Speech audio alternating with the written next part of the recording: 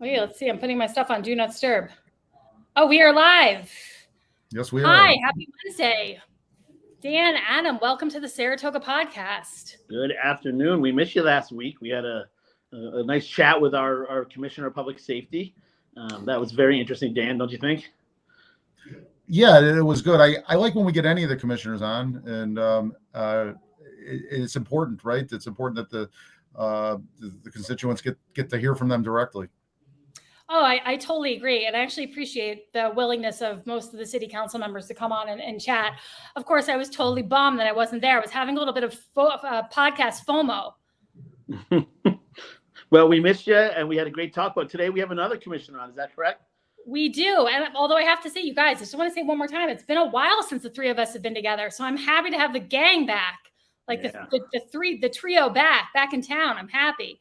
I guess this means that summer's coming to rolling slowly to an end if we're all kind of back in town. Although I am wondering where Dan DeFederici is in the world. I am. Well, Robin, I was terrified of the wrath you would give me if my Wi-Fi wouldn't work correctly. So I went out to seek a good location with adequate Wi-Fi. And I'm not even going to tell you where I am. I'm just going to show you. Okay. Let me flip the old laptop around, see if you can figure it out. Hopefully you can do the math. Oh, wow. Little humble brag there. I am in the press box at the Saratoga Racecourse. It is so beautiful here this morning. Folks, for those of you that are like me and you don't get here till 1:30, 1:45, come here at 11 a.m. when the gates open. You step back in time. Time slows down then. It is so pleasant here in the morning. It's pleasant here on a Wednesday and a Thursday too. I used to be all about the weekend, the big stakes, the excitement, the TV, this, that. I'm telling you, Wednesday or Thursday is underrated here at Saratoga Racecourse. Yes, I'm plugging them, but it's absolutely the truth. Dan, who'd you have to fool to think you were actual press to get in there? Huh? I explained, hey, I do a lot. If you go to Saratoga Report, there is a lot of horse racing press on there. And on the desktop version on the far right column, I spent a lot of time aggregating horse racing news. Yeah, but you got to get you one of those fedoras with like a press thing on it and a feather, and man, you'd be all set. But wow, that's awesome. Good for you for being there, and a couple more weeks of racing left. So glad you take advantage of it. Yes, hey, yeah, exactly. And the weather hopefully will hold. Before we get into everything, I just want to remind everybody, I have our live call feature up. Hopefully I still remember how to work it. If you want to call and comment on anything we're talking about today, feel free. The number is 518-290-0676. I'll pop that number up periodically throughout the podcast, but feel free to call and weigh in. We'd love to hear from you. But in the meantime, we have a lot to talk about. Let's just dive right in, guys. So on Sunday, I was at the Not On Our Watch rally. I don't think either one of you guys were able to make it. But it was a rally. I was not. It was a rally in response to, I dislike calling the Proud Boys because I think they like it when their name is used. So I'm just going to refer to them as white supremacists. So it was a rally in response to the white supremacist march that happened 2 Saturdays ago. And it was really great to see such a big turnout. There were probably 150 people there, which was just awesome. And what I didn't realize was there were a lot of speakers. So it was a little bit more speaker heavy versus just kind of like a demonstration with holding signs, et cetera, et cetera. And most of the speakers were really great. They were inspirational. They were talking about people. For instance, there's a business in Boston Spa that I encourage everyone to go and support called Sage Liquor. And the owner of Sage Liquors, the white supremacists 2 weekends ago, I think were going into her store, and she just kind of inadvertently, like it was just kind of an instinct, gave them the finger. And I think they got a photo of her doing that, and they like trolled her social media. They wrote horrible reviews about her business. They harassed her. They were calling her, like she just kind of went through hell because of that. And so I just want to like get that out there. Sage Liquors, in Ballston Spa, go and just show up and support her small business, because no one should have to go through that kind of like hell that she went through just for having that kind of like basic human response to what is essentially a hate group. So I just wanted to throw that out there. And her name was brought up at the rally on Sunday, and she got a huge round of applause for what she had gone through and what she had done. I would say the only kind of like minor things about it that caught me a little bit off guard was that it was a little bit more political than I anticipated. I anticipated the mayor being there. Ron Kim was there. I anticipated him being there. I anticipated him speaking. I didn't anticipate him going after Jim Montanino the way he did. And again, I had horrible Wi-Fi last week. I didn't get to see the full interview you guys did with Jim, so I'm not totally up to speed on his position on what happened.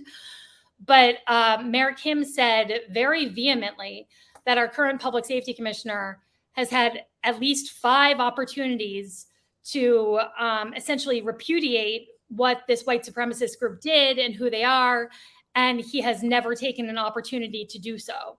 And so the implication was that he is somehow sympathetic to them, or doesn't have a problem with them or what they represent. And then Mayor Kim went on to really hammer home, anyone who's running for office this fall, you have to get them on record about how they feel about this group and really pin them down and get them on record, because here we have someone on our city council who won't take an opportunity to repudiate them and what they stand for. And I was pretty taken aback by that, because I mean, maybe I'm just guessing here, but I can't imagine that Commissioner Montanino has any sympathy for this white supremacist group. But what did he say on the podcast last week? I mean, was there anything to indicate he did? Oh, we just lost you, Dan. I put the mute on because of the background noise. And I do want to review it before I encapsulate what he said. Adam, if you know better than me. I think his tone was, of course, his tone was negative towards them. But in defense of what the mayor alleged, and I don't like that it's being politicized. I said last week, all 5 city council members should be standing in unison and talking amongst themselves at times. That I don't think is happening. They're talking via press release and press conference, and that's a problem. So I wish they would all talk. But if he has had it, if he hasn't affirmatively and strongly repudiated them, the Proud Boys that are clearly a racist group and a lot of other disgusting things. And some people are going to disagree with that. I've talked to some people. I was surprised some people that I know approached me and kind of downplayed the Proud Boys, but I disagree with that. But Commissioner Montanino should do that. But that doesn't justify, and you touched on it, Robin, here, the politicizing at a rally. That's not the place. That's not the place to do it. And I just wish they would talk amongst each other and find some unity on this issue. Yeah, I mean, what I remember is in how Commissioner Montanino acted was stoic, almost like a judge. Essentially going through the facts of the timeline of what's happened and what the response was, not really passing judgment on any group or the actions, just what the law says, which in some cases is what you want your law enforcement agencies and arms to act impartial, regardless of politics. On the other hand, the Proud Boys are for me, it's not so much as white supremacy as trying to overthrow our government. So for me, they are anti-American, anti-Constitution, and so I think of all of them as you guys do. Maybe we've talked about this. The founder of the Proud Boys was of African American Cuban heritage. I'm not saying that doesn't make him racist, but for me, there are a despicable group that tried to overthrow our government. But the commissioner was really talking to what they did in their actions that day, and whether he missed an opportunity to denounce them. Certainly you can denounce hate groups, which they are. You can, if Al Qaeda bombed something, we would all denounce Al Qaeda, including all the way up to the president and whatnot, and in the Department of Justice. So I think that's acceptable, but that's not the path he took. He took a very stoic, judge-like tone. I just have to say that, this idea that the founder of this group was not of pure white descent, being a way to kind of repudiate the idea that the Proud Boys aren't a racist organization. I just think it's kind of like a weak one, only in that like there's clearly so many different chapters of this group right now. And the way that they've evolved has clearly become a white supremacist organization, regardless of, I think, the heritage of its one and only founder. And so I sometimes find that argument to be like a bit weak, you know? Right. And my issue is that I think especially the left is quickly devolves everything into being racist. But it's almost like it's almost sometimes you have an argument with somebody, and if you're a male and it's a female, you're now misogynistic. So anyway, that's not what we're about. We're about local politics. We all can agree on that it's a horrible group, regardless of the intricacies of what you want to say, why they're horrible. Yeah. They have no business, and I was glad to see people speaking out against them. Jim did not come out and from my knowledge, and specifically refute the Proud Boys, but in no terms did he support what they did or them as an organization. So the other thing I wanted to bring up was that Gordon Boyd was also there. Gordon Boyd is running for Saratoga County Supervisor right now. He's running against, you can vote for 2 people for County Supervisor, but the 3 people running are Matt Veach, who's been a County Supervisor, I think now for 14 years, and former Finance Commissioner Michelle Madigan is also running for County Supervisor. But Gordon Boyd was there on Sunday. He spoke, and one of the things he said, and this has nothing to do necessarily with this white supremacist group, it's entirely different. I don't know why he got on this subject, but he was talking about the County Board of Supervisors, and perhaps I have these numbers wrong, but he said that, and this is about the migrants being shipped here from New York City. As you both know, I'm very pro-migrant, so I'm like, come one, come all, we'll take care of you. I know that's kind of a controversial position, but that's just my personal position. Gordon Boyd said on Sunday that every 5 days, the County Board of Supervisors has taken a vote to prevent hotels and prevent the county from accepting migrants. And they've done this 18 times in a row since issuing some kind of emergency order when New York City first said they were going to start shipping migrants up here. And I was like really shocked and horrified to hear that our County Board of Supervisors would be re-upping this vote every 5 days to prevent hotels from accepting migrants. Like I was horrified, And so I went back and I got in touch with one of our current County Board of Supervisors, Tara Gaston. And I just found this interesting. I asked Tara Gaston exactly what I just posed to you guys. And her response was, no, there's been no vote. The only action taken was an emergency order put forward by Todd Kunzniers in his role as chair. So I don't know what that was all about. I'd really like further clarity on it because it's it was a very specific and egregious statement that Gordon Boyd made, making the county appear as if they every 5 days have been taking this like very heavy-handed vote. And if that's not the case, I think I'd really like clarification on it because that's an extraordinarily misleading statement to make. Yeah, I agree with the local committee Democrats are they're good of recently of winning elections. They're good at getting their candidates, not missing any opportunity to get their candidates in front of a crowd or an audience. And they use this as an opportunity where there's 3 main races, that 3 competitive races for supervisor, for mayor, and for public safety. And Kristen Dart was there speaking at this event, and so they had their 3 candidates. They didn't miss an opportunity to get their 3 candidates in front of a crowd of people. Which again, there's nothing necessarily wrong with it. It's probably good politics, but it is kind of politicizing a otherwise grassroots event that was really supposed to be denouncing this hate group and not about promoting any particular candidates or politicians. But it is what it is, and the mayor's the mayor, and he does have the pulpit to do a lot of things like this. So it is his prerogative. Just like you said, though, so Kristen Dart was there. She was speaking on behalf of someone else, but she was there. And like I said, Gordon Boyd was there. Veron Kim was there. You know who wasn't there? Tim Cole was not there. He's running for public safety. I think Chris Mathieson is actually traveling outside the country right now. John Safford wasn't there. Matt Veach wasn't there. Michelle Madigan wasn't there. There were candidates that I think should have been there that weren't there. And I guess there was some other event going on that some of them were at.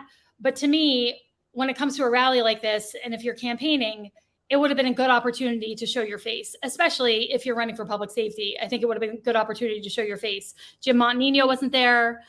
Jason Golub wasn't there. You know, who else wasn't there? No one from Black Lives Matter was there. Not one person.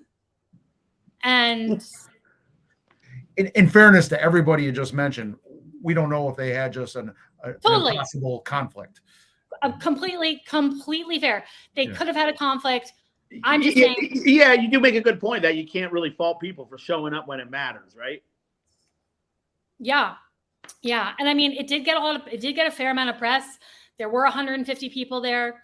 It was in response to something that we rarely, I think there's been one time several years ago when the KKK made an appearance in Saratoga. But aside from that, I can't think of any time in recent memory when like a known hate group has marched down Broadway. And so to me, it would have been a good opportunity to go stand there and let people know that this is something you're against. I agree. And to Commissioner Montanino's point, if he has yet to vehemently repudiate this group and did miss that rally, there is a legitimate void there that, hey, Commissioner, what the hey? Why aren't we hearing from you? Why aren't you at this rally? But so I also thought, so it's kind of going back a little bit, but the initial press release that the city council put out, I thought was kind of bananas about this. And I don't know if you guys read it. First of all, it was a 2-page press release. The city council did not put it out. Sorry to interrupt you, Robin. They did not. 3 or 4 of them put it out. Commissioner Montanino pointed out last week he was not part of that. Right. That's kind of what I'm getting at. So here's what it went out on the city of Saratoga Springs letterhead, I think maybe from the office of the mayor, perhaps. But it was a press release that came out from the city. And first of all, as I was going to say, the press person in me, if you go into a second page in a press release, it's too long. You got to do some editing. It's too long. You don't need a 2-page press release. And in this instance, it really was too long. It was kind of bananas. It started off with Ron Kim essentially blaming the police department for allowing this march to happen, which made my blood boil. It made me really, really angry. What did you know and when did you know it kind of assertions? Yeah. It kind of, like the insinuation to me when I was reading that was that maybe the police department knew and just didn't do anything about it and just let it happen. And I was kind of like, so I don't know if either of you guys saw this, saw the actual march happen. I was driving down to New York City, but a friend of mine who owns a boutique on Broadway called me, told me about it, and then FaceTimed me. So I like pulled over and I actually watched it like with my own eyeballs and saw it happening. And it was pretty brief. There were no major disruptions. No intersections were blocked. No traffic was blocked for any length of time that I saw when I was watching it. And so, and to be honest with you, this is going to sound so ridiculous, but some of the people who were in the store that my friend was calling from, they were older. They were kind of just like a group of little old ladies, and they couldn't fully see the march, but they were talking and they were like, "What's happening? I wonder what's happening. Who are those people?" And then they were like, "Oh, you know what? It must be a parade. They must be having a parade for Mary Lou Whitney." Literally, that's what they thought it was because they couldn't see and they just saw a little bit of a hubbub. So not a lot of people really noticed when this actually happened. And like, I hung up the phone after I saw it happen and I was calling people like, what the fuck just happened on Broadway? And people are like, what are you talking about? What are you talking about? What are you talking about? Very few people noticed in the moment when it happened.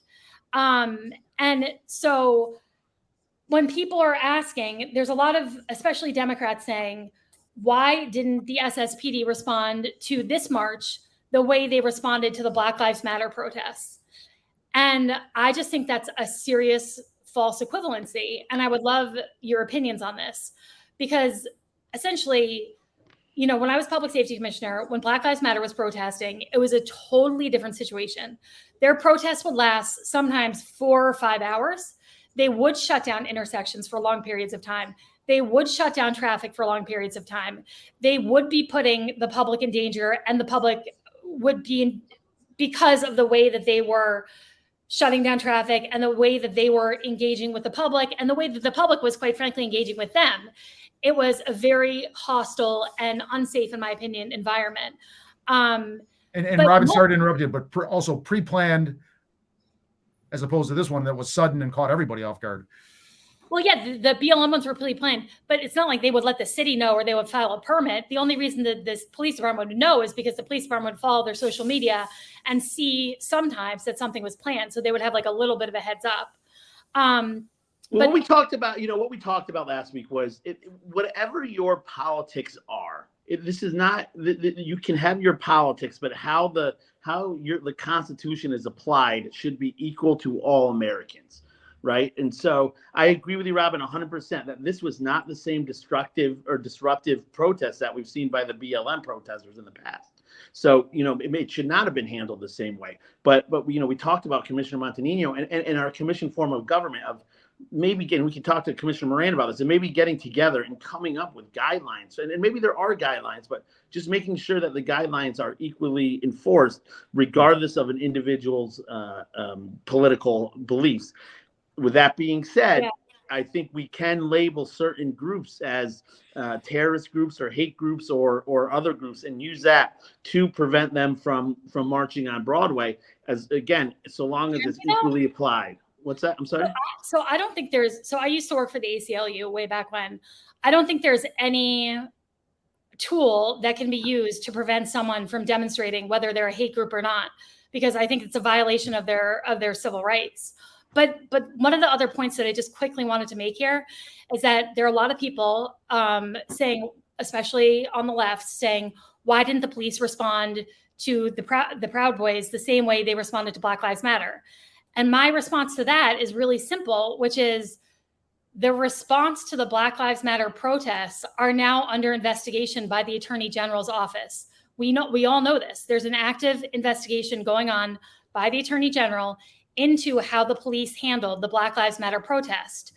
Given that, why would they respond the same way to the Proud Boys marching down Broadway? Or anybody, right? Or anybody. Yeah. Like, plus hello. The lawsuit.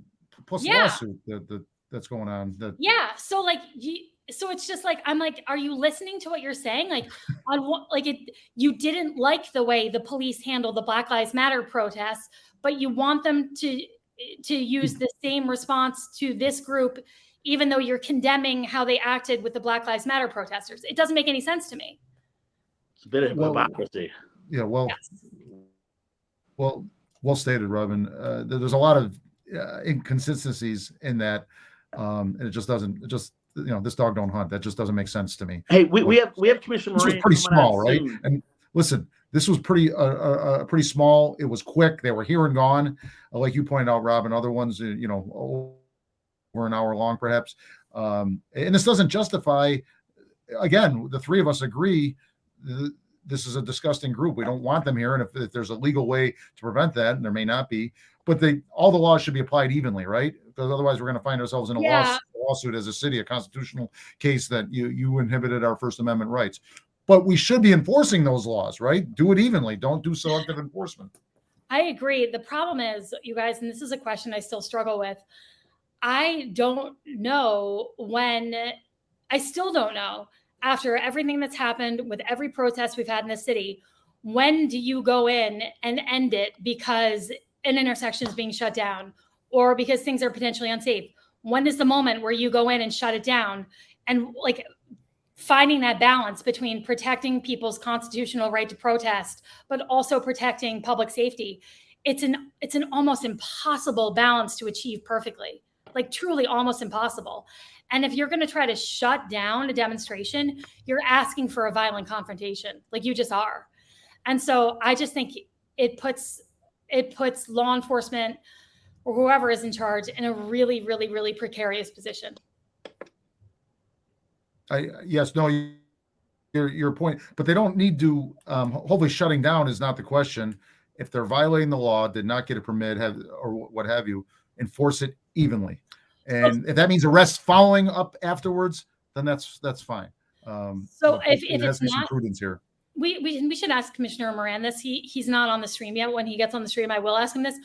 I don't think that not filing for a permit is enough of a tool to shut down any kind of demonstration, because BLM never filed for a permit ever, not once. Well, I'm not saying don't shut it down, but the fact is there can be charges levied after.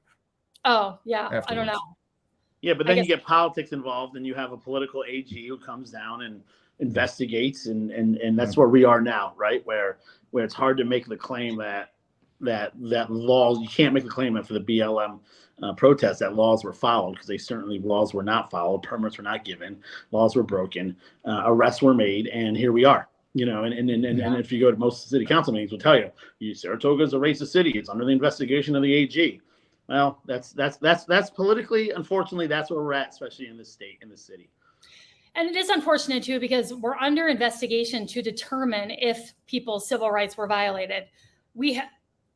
It's this whole, presumption of guilt, I guess, because of an investigation, which is always really troublesome to me.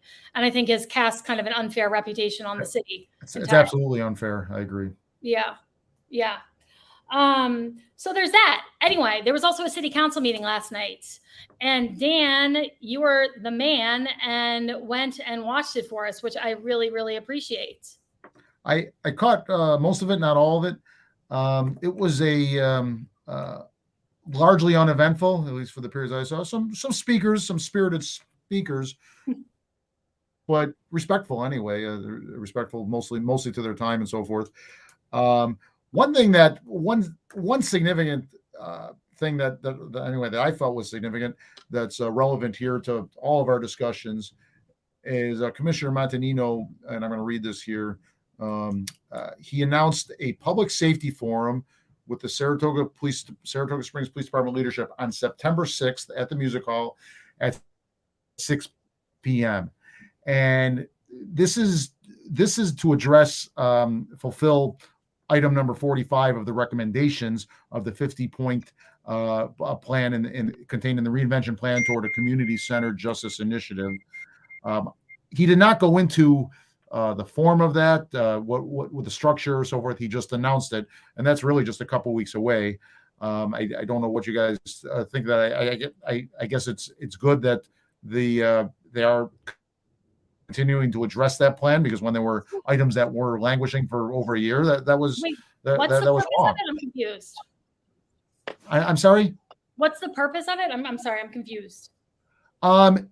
Basically, public police interaction, I believe, communications between the police and the public, a public safety forum. But in the 50-point plan, and Commissioner Montanino didn't mention this, and it mentioned that there has to be a youth component to this. Doesn't mean that the fact that he didn't mention doesn't mean that there won't be, but he didn't expand on that, at least for the period that I was at the meeting, as to how youth will be involved. But basically, I think communication between the police department and the community is the gist of it. So I would show up at this meeting to express concerns, express support, or just what? Good question. He for the period I was there, he did not go, or the period I watched, when I think I caught that part online, he did not go into specifics. Maybe we should follow up with him next week. We won't invite him on. He was just on, but we can ask him some questions to that, because I don't know if anyone else has. Maybe it'll be answered by the time we go next week. Well, I just have to say one quick thing, and I don't know if you guys have been noticing this at all, but the SSPD has stepped up their social media game so massively over the last couple months / year or two. I mean, it is good. Their social media is legit. I mean, not only are they putting out, and these were things that I talked about with at the time, sergeant who was running social media, and had kind of, like, when I came on board, they kind of decided they were going to kind of reinvest in social media as a channel to communicate with the public, especially Facebook. And some of the things we talked about are now like actually happening. For instance, they're doing things where they're introducing police officers and talking about the reason why they decided to become police officers. They're obviously updating people on crimes as they happen, but they're also doing investigation updates. And they're talking about crimes that happened that have now been through a trial, and the person's been found guilty and they've been sentenced to jail. So they're giving updates on cases that happened a while back. They're giving updates on what happened. They're also giving updates on how the police have been involved in the community, and what they're out there doing with different groups, with kids groups, with different organizations. And I have just been so impressed by them. So if you don't follow the SSPD, They're on Twitter, they're on Instagram, and they're on Facebook. If you don't follow them on those social media channels, I highly recommend it because it's not just fluff stuff. It's really informative and productive content that they're putting out, as opposed to the city of Saratoga Springs, who suck at social media. City of Saratoga Springs, you suck at social media. I don't know who you hired as your communications director, but you got to get it together because you're doing a piss poor job. Yeah, well, I'll talk about, going back to the police. I know where you're coming from with this. The city seems to be an outlet for Mayor Kim ribbon cuttings.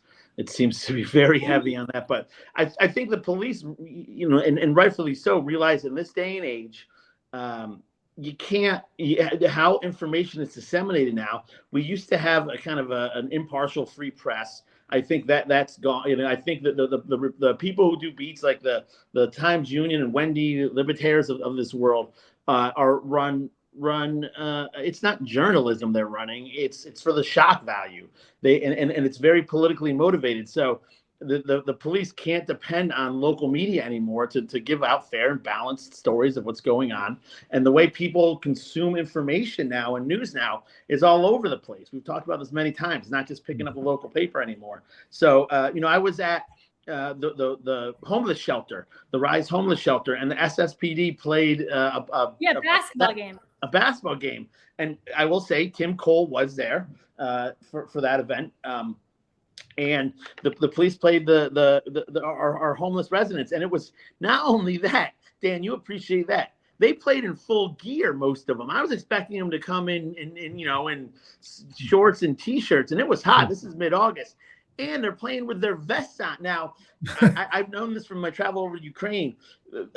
Bulletproof vests, boy, they can weigh. They're so heavy. Yeah, you've worn them, Robin. I've worn them a lot. They're super heavy. Yeah, they have the strike plates and so forth. Absolutely, yeah. Yeah. Now they were using soft plates, but nonetheless. Now I will say, still playing basketball in that. Yeah, there was one resident who, my gosh, that guy could ball. I mean, he was making our SSPD look bad on the ball court, but they look real good in the view of the public opinion there, because this is them integrating with our community, integrating with our most vulnerable, and really doing what we Saratogians want our police force to do, and that's be more than just enforcement of the law, but to make the city a better city. So, and you want to know how I knew about that? Social media. They put it on their social media. That's how I said that's. Back to that point, Robin, where is this coming from, this increased effort, this increased energy towards a really effective social media campaign? Is it the new chief, or does it predate him? So when I was there, Sergeant Angela McGovern decided to kind of take over social media. And I'd say at the time, it wasn't like she got any extra money for doing it. It wasn't like a position that, she was able to fill and get compensated for. She was just doing it because she knew it would be for the betterment of the department. And so when I was there, she was the one that was getting it going, and she was really doing a terrific job. She's since been promoted. And so my guess is that she's probably handed it off to somebody else, but it's internal, it's within the department. And I've just been really, really impressed by it. I mean, they're just doing a fantastic job. So kudos to them on that. And in terms of the city, I hate to just complain about the city council and whatnot, but I'm just going to go ahead and complain again. Here's what bothers me a lot. During COVID, I used my social media channels, especially Facebook, to update people on what was going on with COVID on a daily, sometimes multiple times a day basis, whether it was through Facebook Lives, where we had people interacting with questions and answers, or whether it was just straight posting, or whether I was emailing people through the city's email channels. People could sign up for COVID updates. For several months, I was sending out an email every single night with what the numbers were in the city, county, state, et cetera. And the amount of engagement it got and the amount of people it reached, was astronomical. And people were so grateful that they were getting this information, and that this outbound and inbound communication channel was open. And it's a free thing. It's not like it costs any money. It just so happened that I had the skills to do it, and I know how to build graphics and all that stuff. And I have a background where I know how to generate this content, but it was so necessary. And I handed over the Department of Public Safety social media channels to Jim Montanino. He's let them languish and die. Nothing has happened. He has not posted anything or done anything with them since I left office, which is really just like a bummer. Makes me sad, that happened. But then the city hired someone to be the communications director, which was something I would have loved to have had when I was in office, because there was a point where I was writing press releases for other departments, where I was doing graphics for the city in general, which is just kind of insane. Like, you shouldn't have a commissioner literally doing graphic design for the city at the same time that they're being commissioner. It's just like nutso. But anyway. During COVID. During COVID, no less. Yeah. So they hired a communications person, and one of their primary focuses is supposed to be social media channels, because again, they're one of the most direct links you have to the public to communicate valuable information. And there's so much information about services, about meetings, about, just close your eyes and point, any number of things the city offers, or people have questions about, whether it's taxes, whether it's licensing, whether it's parking, this meeting that Jim Montanino has, right? What's that? This meeting that we talked about that Jim Montanino has. Exactly. Yeah. The design review meetings, all the land use board meetings, the civil service commission meetings, the city council meetings. There's so much information that could be going out on these social media channels. But instead, what do we get? We get basically a replica of the Chamber of Commerce Facebook, which is great for the Chamber of Commerce, but totally inappropriate for the city of Saratoga Springs, which is Mayor Ron Kim showing up at ribbon cuttings for various businesses, cutting the ribbon and celebrating. And yeah, that's a part of his job as mayor. People want him there. They want him there at ribbon cuttings, etc. But that is totally not appropriate content for the city to just constantly be churning out. That's what the Chamber of Commerce puts out. That's what the Downtown Business Association puts out. That's what those own businesses themselves put out. But that should not be 90% of the city's social media content. And it really, when you take a step back and you look at it, it really looks like it's just Ron Kim campaigning via the city's Facebook channels, which is a violation of the ethics code and is not permissible per our city charter. So it's just really a shame.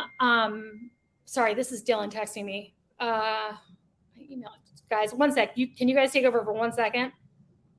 Sure. You know where I was going with that. They have to do a better job. Yeah. Do a better job. My question is, and Dan, I don't know, this is probably would be better, but how does the city charter, written well before social media, apply to social media? Has there been precedent set for it? Robin, did you hear my question? What was your question? How would social media is a fairly new entity, right? And so it's come out well after our city charter was written. It's come well after a lot of the election laws and campaigning laws were written. How does New York State, how does Saratoga ordinances, laws apply to social media? Right. Are there applicable statutes that can be used for precedents? Yeah, we have a pretty clearly written social media policy. So Saratoga did adopt a social media policy. Oh yeah, we did. Is it updated? Is it effective? Or yes, it is updated, and it should be effective. Oh, hold on, you guys. Let me just say that something that people don't know. I don't know if you two are part of this. It's along the lines of social media. You can sign up for email alerts in maybe 80 different categories on the city website, from hydrant flushing to boil water advisories to meetings of active committees and inactive committees that haven't met in 5 years. There's still categories there for those, and I'm on all of them. I selected all. Some of them are not used even when they should, and I did prod the certain departments like, hey, you have this issue that you announced on Facebook, good, but you also haven't, I also opted into that via email and you didn't use that function, so you're paying for it. Use it. So you know what it is? So it's actually kind of confusing to do those signups. I think a little bit. It's not very user friendly, but there are all these different categories. So if you want an alert about street paving, if you want an alert about, again, there's a million different categories. But you have to have departments who understand how to use that function and use it to email out. We just had Commissioner Moran log on, so I'm going to bring him in if that's all right with you guys, because I know we've been gabbing for a while here. Hold on one sec. Commissioner Moran, can you hear us? I can. Thank you so much. Sorry about the disconnect there on the technology. I caught up by the day's work. So No problem at all. We're just happy to have you on. So this is kind of off subject, but we were just talking about the city's social media, and I just wanted to kind of put a plea. I know this isn't under your department. I know that the Facebook page falls under the mayor's department, but I kind of just wanted to put this plea out to you, Commissioner Moran. I would just love it if the city were able to put more productive and informative social media posts out and less of just the constant ribbon cutting, because there's so much that goes on at City Hall that people need to know about, whether it's meetings, whether it's parking information, whether it's, permitting information, licensing information. There's so much that people could know about that would be applicable to put out via social media channels. And none of that stuff goes out. It's all just like truly 90% are just ribbon cuttings. And that's not helping anybody. Like that's not helping residents. Yeah, again, I think that's a fair statement. We just recently brought on the communications administrator. She's just getting up to speed in her job. So, I would give her a little bit of runway. At the same time, there's been criticisms of other members of the city council about perhaps misuse of the social media channel. Right. I was very started when we came into office because I understand some of those issues. You yourself were kind of caught up with switching one account to another account, what's appropriate and what's not. Mm-hmm. And I had asked for was that we would be unified in how we would go about it. And so, for instance, there was a well-established DPW Facebook page. We set up an accounts one, but I wanted it administered in a consistent way. And so we hadn't launched it yet because there wasn't kind of that buy-in at any given point. She's now taking, a hold of that, and you'll start to see some changes there. But I agree with you. So many things that my department does are the customer-facing aspects of City Hall. And I want to be able to better engage and make it easier for the citizens to engage government. There was a question last night that came in over the Zoom and the question statement, during the public comment period.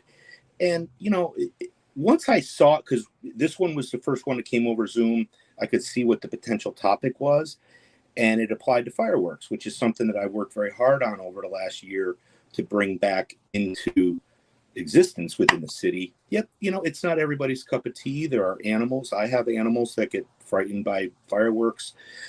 There are folks who have PTSD and other similar sort of maladies. I want to make more people aware of those things and make it easier for them to know a display is going on. Now, the one that happened was at the Golf and Polo Club, which is a private event. In the past, I've only announced special events that are public. Going forward, for instance, I'm going to be making announcements about fireworks anytime they're permitted within the city, so people have advance notice and can take precautions if need be. But that's an example of simple stuff that really we ought to do a better job of disseminating. And it's hard. It's really difficult to hit all those things. The fireworks would actually be like amazing because I personally I love fireworks visually, but I'm terrified of the noise factor. But every time fireworks go off, there's always people freaking out, trying to figure out where they're coming from. And so it would be so great if there was, there was just some announcement, as to what was coming up so people could be aware. I think that would be super appreciated. Yeah, no. And again, whether it's how do I get a marriage license, right on down through how do I grieve my assessments. Yeah. A lot of things that we could be disseminating and doing a better job of. I think that's very fair. Well, thank you. If I could jump in here on this issue, as you were talking, both of you, I'm thinking to myself, okay, I know I follow the police department on Facebook. How many Facebook accounts, just sticking with one social media channel, does this city have? And is there a master list that the public can say, geez, I want to follow these first 5, but I don't want to follow these other 3? Is there a master list, Commissioner? And no, there's not, Dan. I just don't know. That's kind of what I want to drive. But that's not there. There's a DPS page, there's a DPW page, and then there is the city page.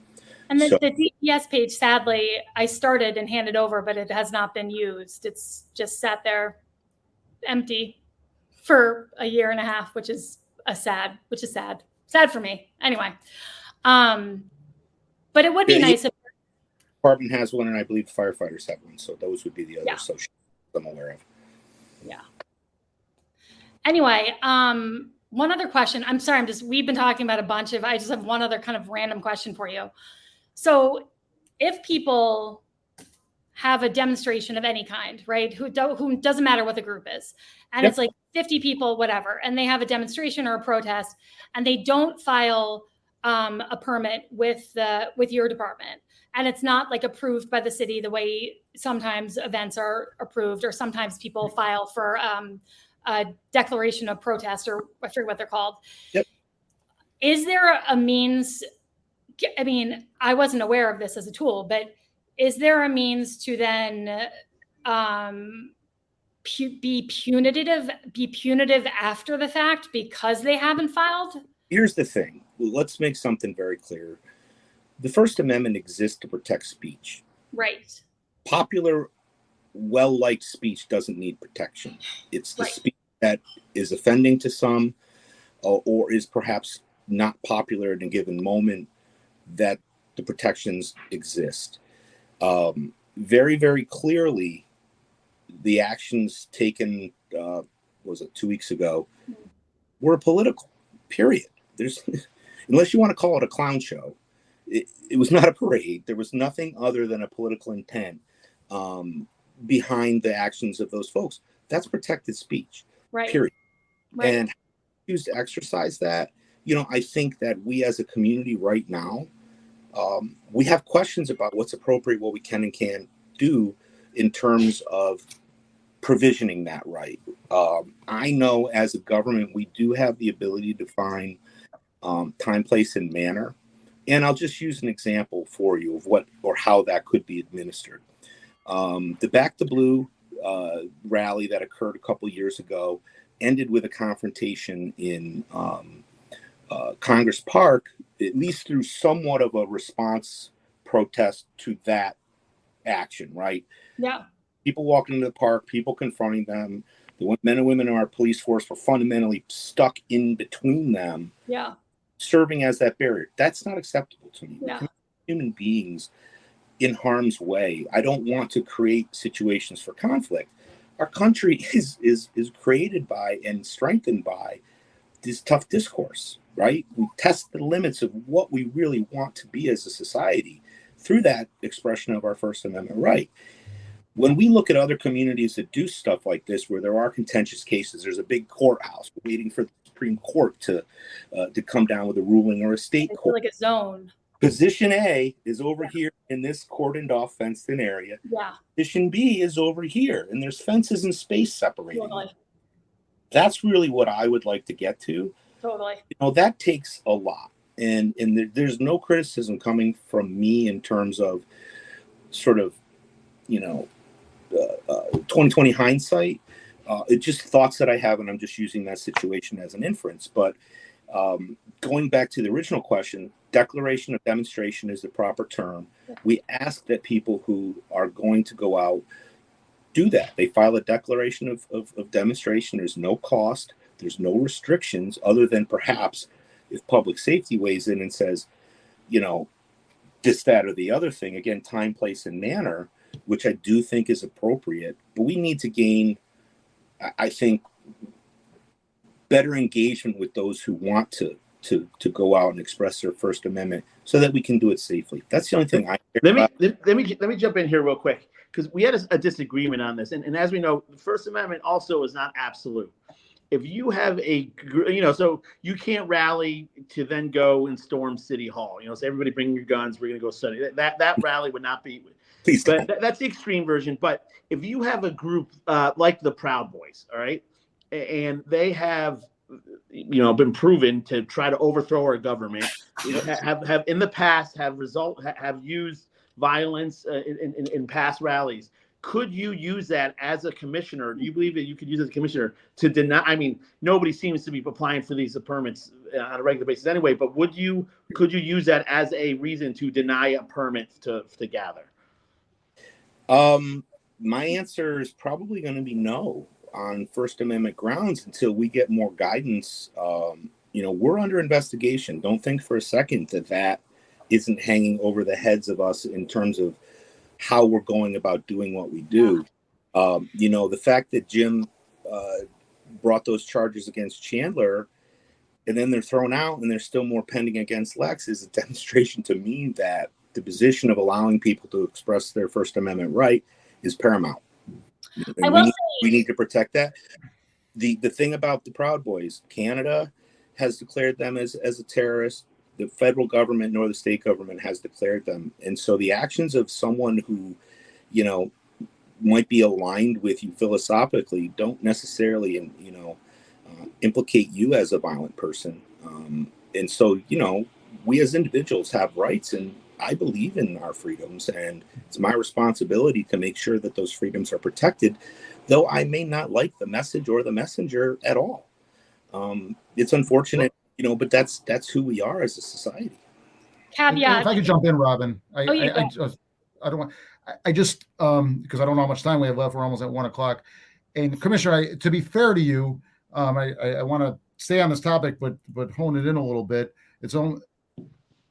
Last week I was asserted that at least 3 members of the city council, you being one of them, the mayor and Commissioner Montanino, are playing this circular game of gotcha with the Proud Boys thing, instead of standing together and communicating amongst each other. And it's only fair that I say that to you now, sure, and get your take on that. I don't think the 3 of you are leading well. Is my point. I'm not interested in continuing any sort of arguments. Jim only communicates to us through the press, so I can only go by what he says. His story has changed repeatedly from the first story to the most current story about what went on and why. My comment only related specifically to the fact that the first statements I read were, "This was not important. I didn't bother calling." Your assertion is fair. My point is, all of you are talking via press release. I don't know that you're talking to each other. I'm a taxpayer. I'm a constituent. I would ask the city council to work together on this issue with more unity than I've seen, rather than what I'm seeing is gotcha politics, including Jim Montanino. Commissioner Moran needs to sign the deposition. That's gotcha politics as well. I'll give the criticism to him. I'll give the criticism to you. I'll give the criticism to the mayor. I think we have the right to say, can you stand together on this and work together and communicate? Dan, can I just bust in for a quick second? I understand what you're saying. I'm standing with the people that have expressed the similar thoughts that I have, which are, this is a problem. Our community is not about hate. I renounce anything related to the message of, or the actions or the tactics of the Proud Boys and any other group like them. I also reject the notion that people aligned with Black Lives Matter who are seeking out specific protections within society is not the same thing. Though their expressions of their First Amendment and how they've comported themselves could be viewed as the same thing by any good intended person. I recognize why people would want to conflate the two. I personally don't, only because of this, the message behind the actions. I'm not excusing anybody's actions, but they're not the same message. One is a message of hate and get out of our country, and the other message is we want equality. So that they're 180 degrees polar. I just want to jump in really quick and just say one thing about working together as a council. There were so many times when one or more of us on my city council would be like, we need to be together on this. We need to be together on this. But the fact of the matter is, the commission form of government sets you up to be in silos, and there's always someone going rogue. And so the idea of working together is so much harder in reality than it is, talking about it and wishing it is much easier than doing it in reality, especially with this form of government. So I can kind of empathize a little bit with what Commissioner Moran is going through and having people kind of go rogue and go left and talk to the media and not work together, because it's just kind of how this system is set up. And it's really, really difficult to get everyone on the same page especially when you're in between city council meetings. You can't talk to more than one person at a time. Otherwise, it's a quorum and you violated open meetings rules. So you're calling one person at a time, and you're going through all these people who all have wackadoodle crazy personalities, trying to get them on the same page. And by the time you get to the 4th person, you're just praying that the first person you talk to is still on the same page. So acting together is just a lot harder done than said. I would. But shouldn't this issue transcend all that, Robin? It's such I an would hope important so. issue. I mean, my God, I would hope so. You would hope, but again, 4 of us have been very resolute about what we think about the Proud Boys. Commissioner Moran, do you see this as a one-off? I mean, this group was from Troy. Commissioner Montanino stated that they follow them, they march to Ballston Spa. Do we see this as a reoccurring? Do you have any insight of this was a one-off? I hope they don't come again, but I have no reason to think they haven't come again. Is there any indication that this might be a ongoing demonstration taking part in our streets? I would say that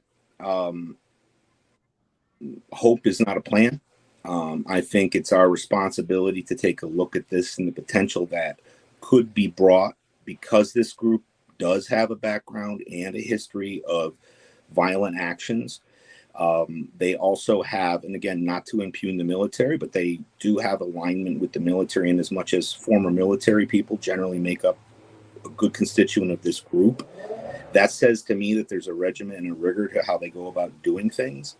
And if you look at their actions in the past, they do have a history of doing quote unquote test runs. So am I concerned about them returning? Yeah. Am I concerned about it being bigger? Absolutely. And I'm concerned about what that could do or what could happen within the community. It's only responsible to take that position. But what I will offer is that if they come back and they want to cause problems, they will have a problem.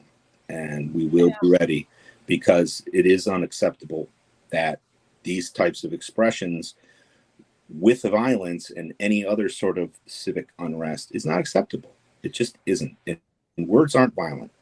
Actions are violent. And so that's what safety. I'm a pacifist. I don't believe in violence.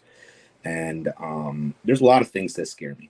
I will also say that where we are as a society, the ride along that I did, I just saw a different sort of environment in the downtown area than I've ever seen in my life, living here my whole life. These are some tenuous times we're in, and we all have to be measured in our actions and words, and that's it. I also just have to quickly say that at Sunday's Not on Our Watch rally that was really successful in many respects. There was somebody across the street who they didn't have Proud Boy anything on them to indicate they were a Proud Boy, but they did have their face covered. They were very kind of camouflaged in what they were wearing, and they were videotaping the entire rally, videotaping people's license plates, and online indicated that they were doing that on purpose and that they would be coming back, which was not great, not great to see.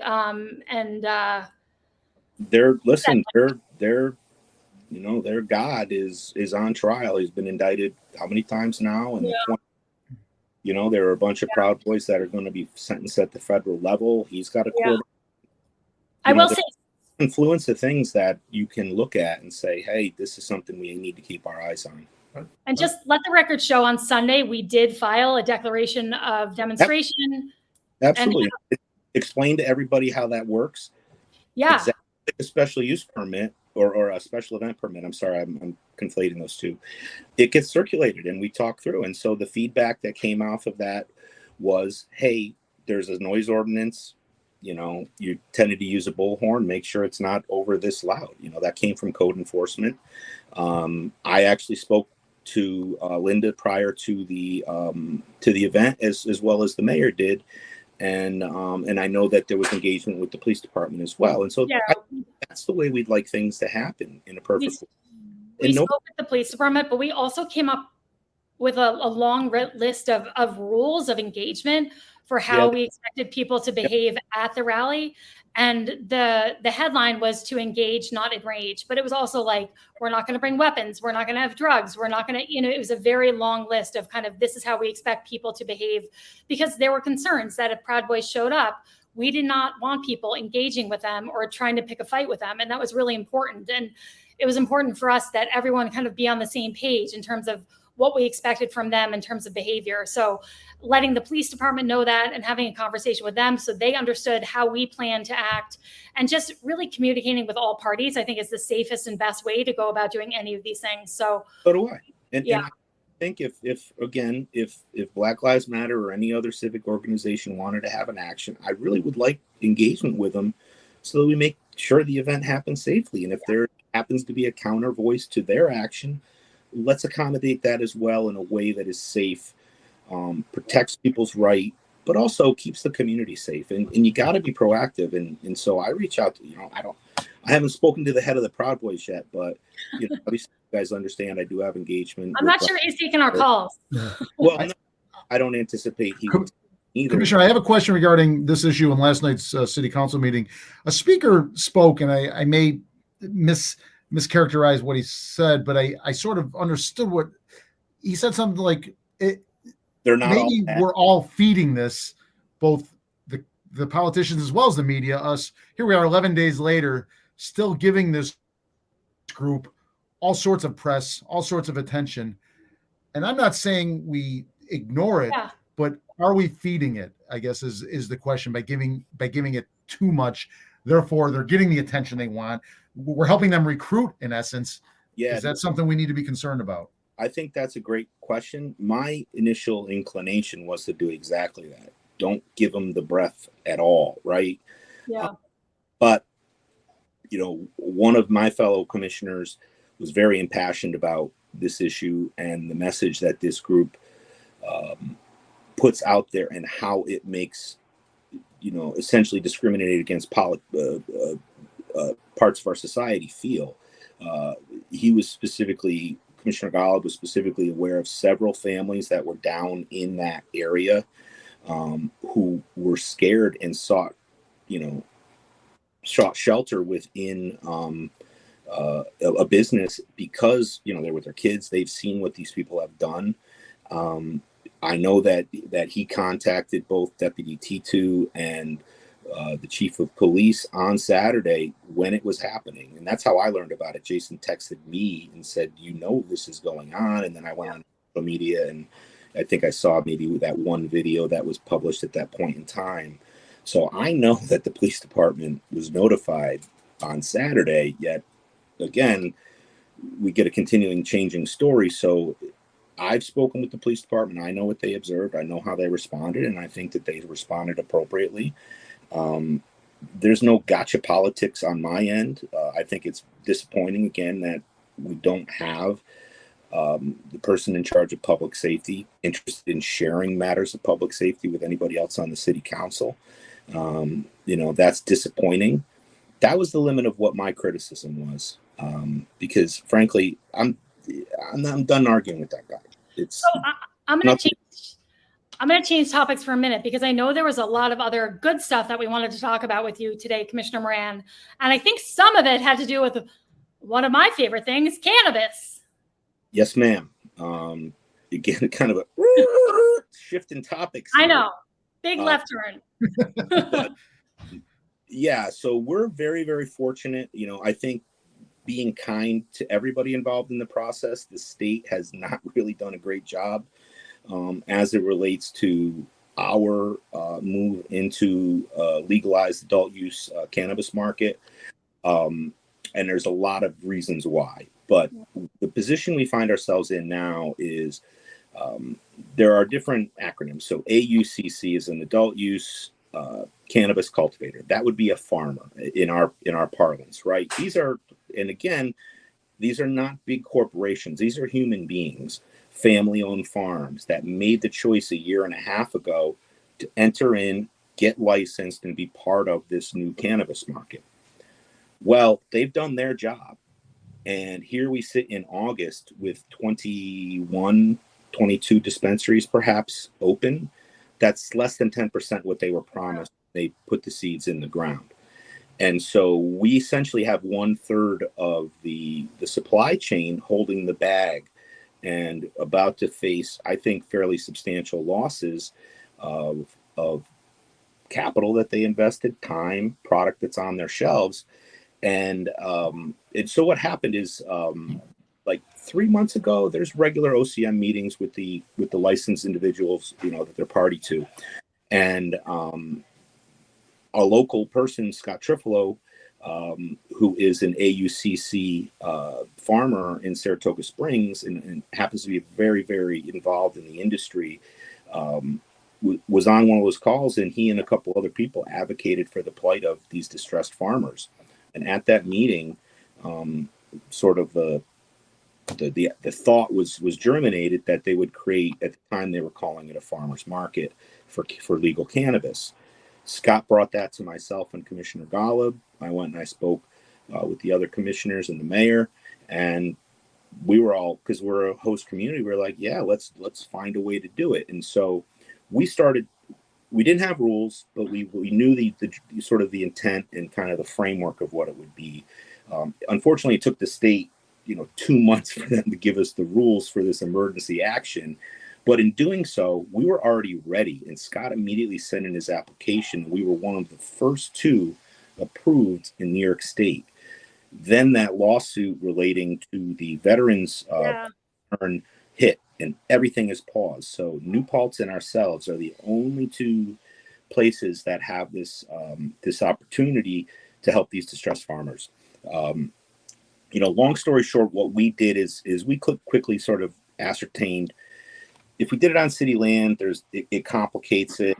We wanted to make it easy by doing it on city land, but when the rules came out, it basically said, any place you're doing X, Y, and Z, you can do it. There's no zoning. We're not going to put up. Wait, I want to jump in. When you say it, you mean essentially a booth set up selling marijuana and cannabis products, right? Like a farmer's market for weed. Exactly what you said. Yeah. So but that's exactly it, Adam. I'm sorry. They are.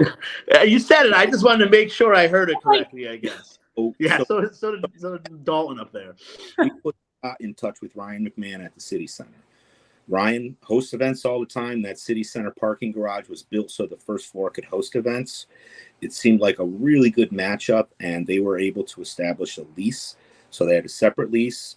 Scott got the license awarded to him on August 4th. Again, happened a lot quicker than we expected.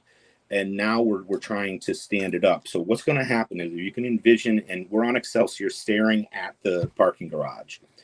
To the right of the center stairwell will be a fenced-in area. We got very nice looking fencing. It's gonna fit that brand expectation for Saratoga Springs in terms of look and feel. In order to apply, he had to associate himself with 3 separate farmers. But because of the interest and the notion that at Saratoga, we're probably going to be somewhere between 10 to 13 farm stands set up. Wow. Those will be selling flower and pre-rolls, so products that can be produced by the farmer themselves. And then there is going to be one AUCP, adult use cannabis processor. This would be that vertical element between a dispensary and a grower that makes the gummies, the seltzers, the chocolates, those ancillary products. So there's going to be one of them, and the rest will be farmers. And that's freaking awesome. Yeah. So we worked hard to make this turn out right. We could have a trifecta with the Fish concert, Travers, and any chance this will be by then? We actually eliminated that weekend from consideration. Okay, good call. We don't need all the Fish people up in our business. This is for locals. We were targeting the 20th, which coincidentally is my birthday, so that would have been 20th of September, yeah? But no, the 20th of August we were targeting. But so what, just so everybody understands how regulated industry is. So I had written a letter for Mr. Trifolo to use as a means to market this or get folks to sign on board so he could make the application. Because there have been so many promises. A lot of people were like, I'm not wasting my effort or time in any area where I don't think I'm going to get payback, specifically the farmers, because they're working their butts off on this year's crop. So once sort of the messaging came out that this was real, he was inundated with interest. So we went from 3 to a line of people wanting to get in on it. What has to happen is each individual farmer says, okay, this is what I'm bringing that day. That data has to then get uploaded into the system, because from the seed to sale, this is traced within the New York State program. Right. So there's no on-site cash payments. Everything will go through a point of sale system that is approved by New York State. the taxes that are requisite to this sale will remain within Saratoga Springs and Saratoga County. So this is generating revenue we did not anticipate. How much will generate, that's to be determined. But I think if you looked at the first dispensary that's been open 6 months reported 12 million in sales, which relates to would be $720,000 to the host municipality. Holy shit. Will this be repeated, or is this a one-time event? So we are authorized to conduct this from now through December 31st as it's, and it will be open at initially on Sunday and on Tuesday. We didn't want to have any sort of overlap with the existing farmers market and the crowd of people that comes for that. And so we really wanted to sort of assign specific dates that it could stand on its own and obviously not take away from someone else's event. Okay. We're I'm gonna sorry. there, and then 12 to 6 is the operating hour. I gotta say, screw the Proud Boys. We buried the lead here, people. We majorly buried the lead here. You're telling me that Robin Dalton can walk out of her house, walk 3 blocks over to the parking garage on Sundays and Tuesdays, and can enjoy a cannabis farmers market? Yes, ma'am. I mean, I'm doing a happy dance. Yeah, I never thought in my lifetime either. The experience of working with the current license holders, it's really interesting to be at the forefront of a new market being created and seeing the entrepreneurs that are stepping out front and the challenges that they have. And while I'm very, very clearly an advocate for this market and for small business, I need to play the role of government.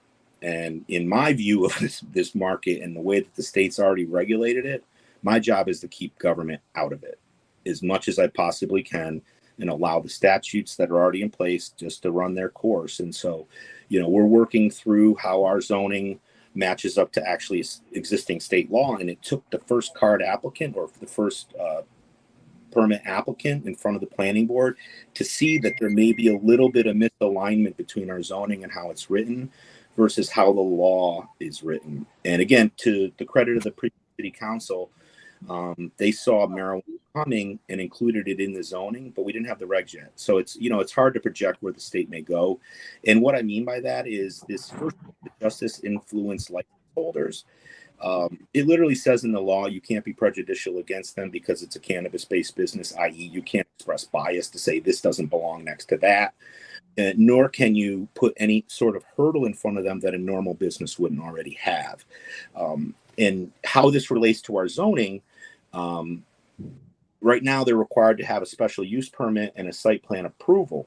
These are renters. So I think, frankly, with the way the law is written, those things don't apply to them because they already go through a site evaluation from the state related to security and all these other issues, probably a 1.5-year screening process to get open themselves. This is that first group, that justice influenced individual where there's specific laws written about them. The commercial people who are going to be next to kind of come into the market, it probably makes sense because they're going to be building structures and things like that the special use permit and the site plan and all that stuff comes into play. But right now, I'm not sure that it does. So we're evaluating that to make sure that we're treating these folks fair and as intended by the law. Let me ask you. Let me play devil's advocate for a second, right? So we're gonna have this cannabis farmers market, and you have the 9/11 memorial down there in the park there, and you have apartments across the street. Well, that day, let's say I have small kids and I have an apartment across that street, and that park now, High Rock Park, has a lot of people smoking marijuana. There's a lot of smoke. This is something like, I know marijuana in New York State is essentially legal to smoke anywhere cigarettes are. But when I drink a beer, the beer is not affecting people around me. Is there any thought being given to how the smoke generated from this will it affect the pedestrians who don't wish to partake in this? And is there anything being done to counter that? So there's no consumption on site at this event.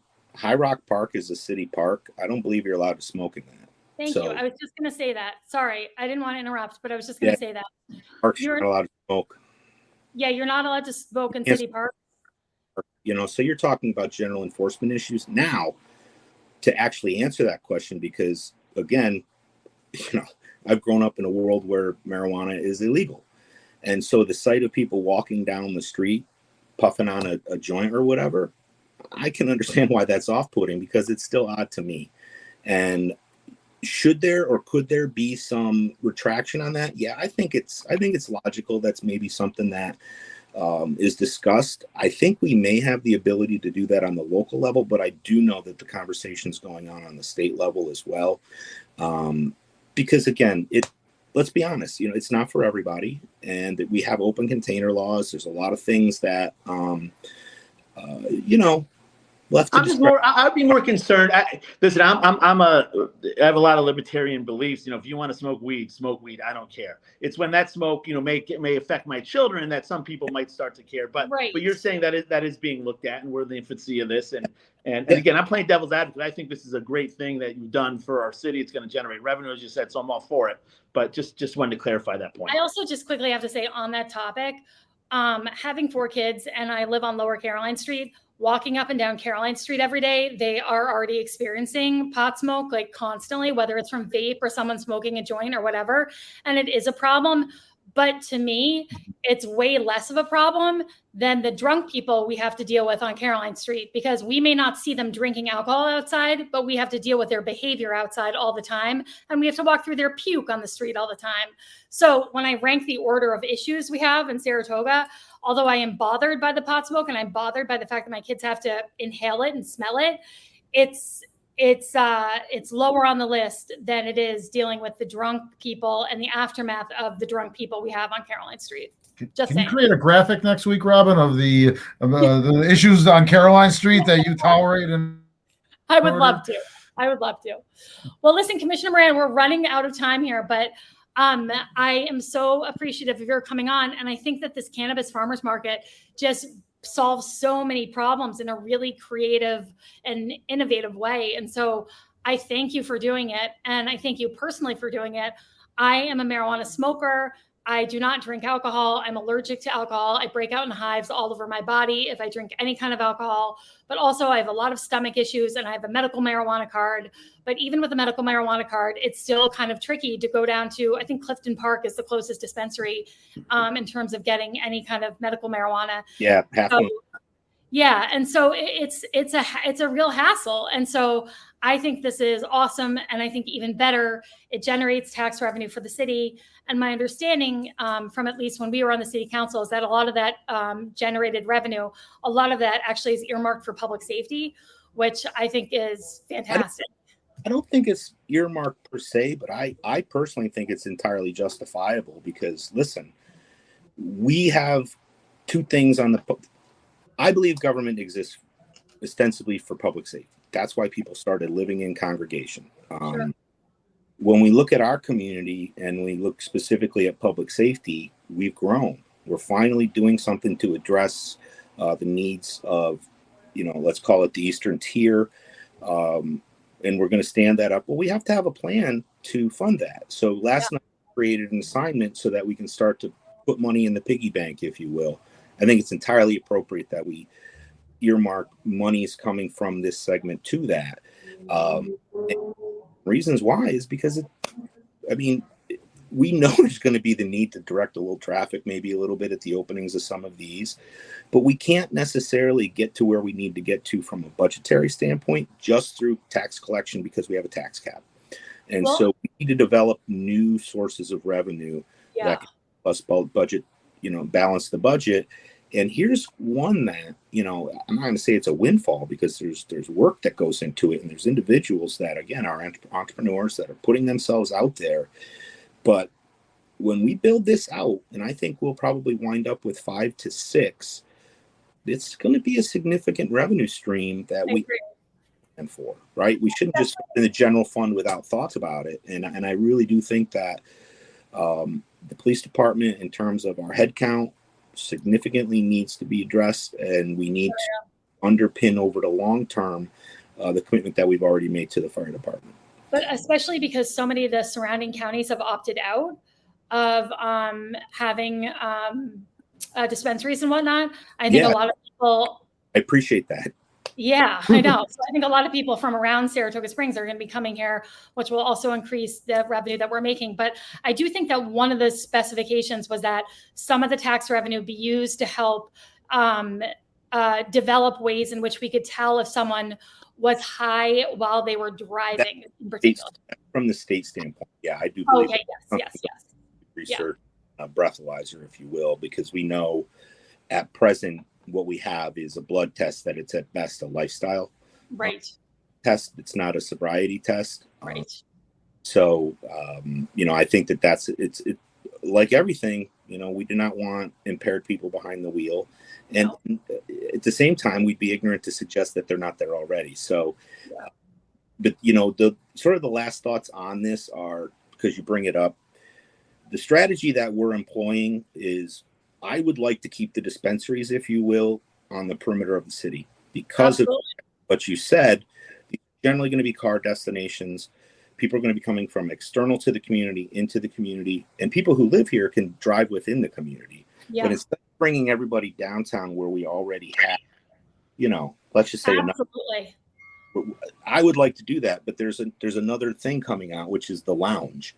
We still do not have definition for that. What I would say is that the dispensary is a liquor store, a lounge is a bar. We will likely look to broaden where those can be located, because those should really be a walk-up type location, because it's an on-site consumption location. It's the way it's envisioned. I don't want to go put that out on West Ave, have somebody go out there, partake, and then their move is to get in a car. That's not okay. Right. So we're really still thinking through that. We're looking for definitions and guidance from the state. But if I were to look at our first two openings, I would bet money that we have a place open. As most of you know, there's been an application on 95 West. I believe that is going to prove successful. And I think the second location is going to wind up being a delivery-only dispensary, which I think is going to be the preferred mode within the city, quite frankly, because of the discretion. Who doesn't like delivery? Yeah, right. I mean, you just add it right on to DoorDash. Right. Yeah. And again, this is an authorization that the state has brought forward since the original rules, because they recognize it's really difficult to stand one of these things up. For instance, we're victims of our own success. There's not a lot of retail spaces available, but some of the ones that have underpinned by FDIC insured loans. They're not going to allow the selling of adult use cannabis for a Schedule I drug. So they can't go into those places. And so it's challenging. It's really challenging to find locations for folks. Have you looked at, I've been to Amsterdam and Holland a number of times. Some place like that's had years of history with kind of perfecting what these lounges look like, because I think they do a good job there in separating the entities of the nightlife and the bars of the lounges. Holland or Amsterdam, but we're the first people in America to do this. So I believe Nevada authorized at the same time we did, and I think there's one lounge in Los Angeles. Other than that, we're really making it up as we go along, and so that's why I'd like guidance, and I'd like to be able to make decisions versus what we think, because it's important. I want it to be successful. I want it to be a positive addition to the community. I believe it will be. If you look at the nature of downtown, I would like to see less alcohol and more tempering of that alcohol, perhaps with a marijuana, which is inherently kind of a less aggressive sort of inebriation. Yeah. Listen, on my Caroline Street chart that I'm going to do for next week, I will also rank my favorite people on Caroline Street in terms of groups.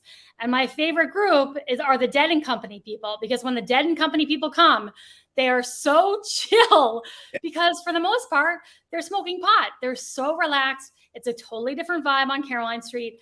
And I think it was not this summer, but last summer, the Dead and Company show got canceled like last minute. Yeah. Yeah. And so they all came downtown, and I was like, oh shit, this is going to be a disaster. No, it was not a disaster. They were lovely. They couldn't have been nicer. And everybody wrapped up around 10:30 and went home. Like, it was the best crowd ever. And it just it did to me really demonstrate the difference between a crowd that's fueled by alcohol versus a crowd that's fueled by marijuana. It really presents differently in terms of the behavior you see out and about. So I'll make sure to include that on my little graph for next week. Yeah.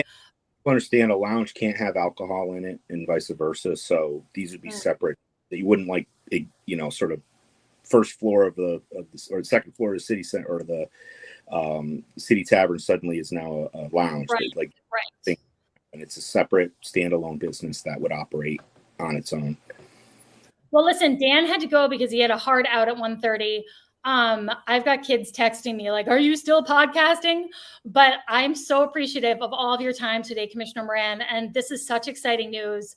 And I think it'll do great things for the city in terms of people who are looking for this product, but also in terms of revenue. So real quick, the 20th, is that set in stone? I mean, is this, when should people? No, it was the original date we were targeting, Adam. I made that. It was my birthday. I was like, I can't believe this is going to happen on my birthday. Right. But conservatively. Yeah, well, we eliminated that weekend, Traverse weekend. There's just too much going on. Yeah. And we can't put that on the police at this time. Yeah. And so the idea was to start. Let's just start on the 2nd. Let's put all our effort into a really good launch. Let's have a nice event. September. Opening of it, and also gives more time for people to ask questions and make sure that everyone is at least cognizant of what's going on, if not entirely comfortable. All right. Well, thank you so much, Commissioner. We really appreciate it. Thank you for coming on the podcast again. Absolutely. Well, we'll talk to you soon, and appreciate the opportunity to communicate. Thanks so much. Bye-bye. Bye-bye. Adam, this is big news. Yeah, I know. Wow, you must be psyched. It is. I think that's. Listen, I don't like. I'm not a big weed smoker, but I think this is where we're going, and I'm gonna start calling Commissioner Rand Tom Thumb, because when he's good, he's great. He does a lot of good for the city. When he's bad, he can be awful, but when he's on and really being ahead of this stuff, and I've talked to a farmer who actually, he was an organic farmer who the farm next to him was exactly this scenario. They invested their life savings into growing cannabis, and their whole life, they're about to go bankrupt. So they're totally fucked. Yep. So anyway, well, I got to get going too. So I think we'll just cheers the farmers market, huh? Yeah, we'll do a quick cheers and cheers for the farmers market. I was also just going to do a quick cheer to Linda Latender. Linda Latender, you rock. You inspire me. She helped organize the rally on Sunday, but she's also just organized so many rallies over the years, and she's great just lady. She helped me a lot with what I did in Ukraine. She's just all around making the world a better place. Yeah, thank you, Linda Latender. You're our cheer for this week. I don't really have any cheers that I can think of off the top of my head. Do you? Nah, I'm good. Right, let's end on a high note, shall we? And then a high note, I like it. All right, we'll see you guys next Wednesday. Oh, it's just me now. Great.